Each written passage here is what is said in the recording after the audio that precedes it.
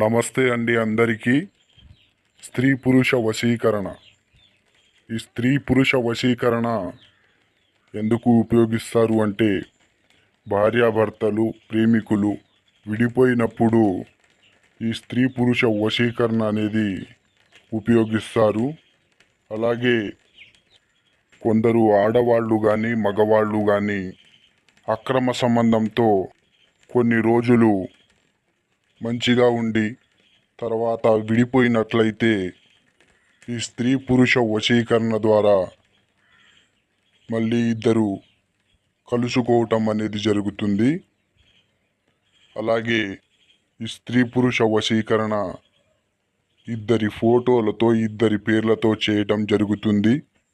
అలాగే మీ ఇంట్లో కోర్టు సమస్యలు కానీ లేదా భూమి సమస్యలు కానీ గృహ సమస్య కానీ ఇంట్లో పిల్లలతో సమస్యలున్నా అత్తామామలతో సమస్యలున్నా మీకు ఎటువంటి సమస్యలున్నా కానీ పరిష్కారం అనేది చెప్పబడుతుంది.